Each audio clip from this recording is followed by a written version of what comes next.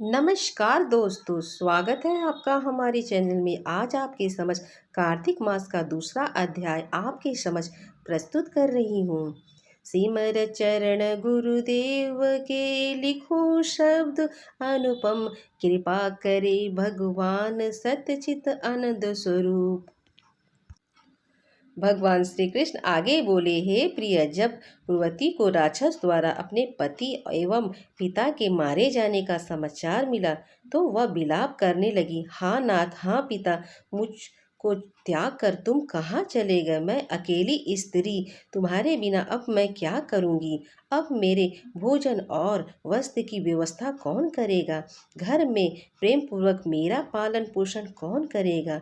मैं कुछ भी नहीं कर सकती। मुझ विधवा की कौन रक्षा करेगा? मैं कहाँ जाऊँ? मेरे पास तो अब कोई ठिकाना नहीं। इस प्रकार विलाप करते हुए गुणवती चक्कर खाकर धरती पर गिर पड़ी और बेहोश हो गई। बहुत देर बाद जब उसे होश आया तो वह पहले की भांति करुण विलाप करते हुए शोक सागर में डूब गई। कुछ समय के पश्चात जब वह संभली तो उसे ध्यान आया कि पिता और पति की मृत्यु के बाद मुझे उनकी क्रिया करनी चाहिए जिससे उनकी गति हो सके। इसलिए उसने अपने घर का सारा सामान बेच दिया और उससे प्राप्त धन से अपने पिता और एवं पति का श्रद्धा कर्म किया। तत्पश्चात वह उसी नगर में रहते हुए आठों पहर भगवान विष्णु की भक्ति करने लगी। उसने मृत्यु पर्यंत तथा नियम पूर्वक सभी एकादशी का व्रत कार्तिक मास में उपवास एवं व्रत किया।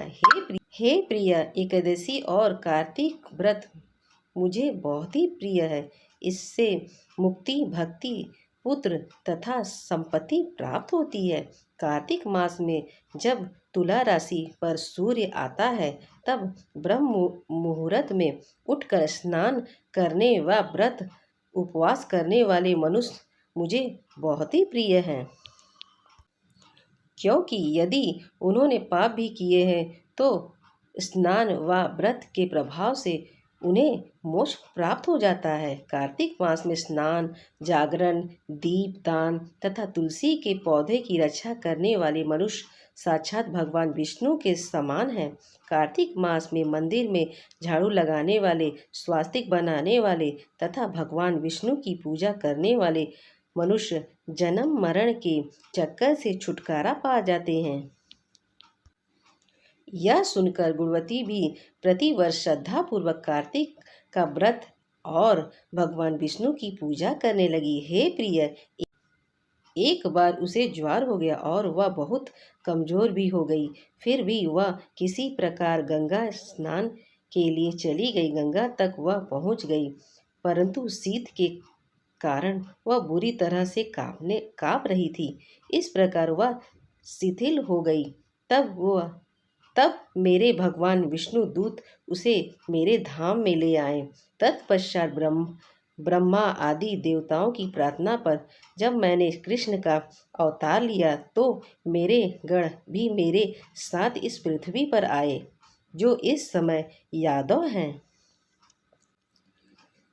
तुम्हारे पिता पूर्व जन्म में देव शर्मा थे तो इस समय सत्रजीत है। पूर्व जन्म में मैं चंद शर्मा जो तुम्हारा पति था वह डाकू है, और हे देवी, तू ही वह गुणवती है। कार्तिक व्रत के प्रभाव के कारण ही तू मेरी अर्धांगिनी हुई है। पूर्व जन्म में तुमने मेरे मंदिर के द्वार पर तुलसी का पौधा लगाया था। इस समय वह तेरे महलों के आंगन में कल्प वृक्ष के रूप में विद्यमान है। उस जन्म में जो तुमने दीप दान किया था उसी कारण तुम्हारी देह इतनी सुंदर है और तुम्हारे घर में साक्षात लक्ष्मी का वास है। चूँकि तुमने पूर्व जन्म में अपने सभी व्रतों का फल पति स्वरूप विष्णु को अर्पित किया था, उसी के प्रभाव से इस जन्म में तुम मेरी प्रिय पत्नी हुई हो। पूर्व जन्म में तुमने नियम पूर्वक जो कार्तिक मास का व्रत किया था उसी के कारण मेरा और तुम्हारा कभी वियोग नहीं होगा। कार्तिक मास में व्रत आदि करने वाले मनुष्य मुझे तुम्हारे समान प्रिय है। तुम्हें जप तप यज्ञ दान आदि करने से प्राप्त फल कार्तिक मास में किए गए व्रत के फल से बहुत थोड़ा होता है, अर्थात कार्तिक मास के व्रतों का 16वां भाग भी नहीं होता है। इस प्रकार सत्यभामा भगवान श्री कृष्ण के मुख से अपने पूर्वजन्म का पुष्प प्रभाव सुनकर बहुत ही प्रसन्न हुई। अगर मेरी वीडियो आपको अच्छी लगी तो हमारे चैनल को सब्सक्राइब करें।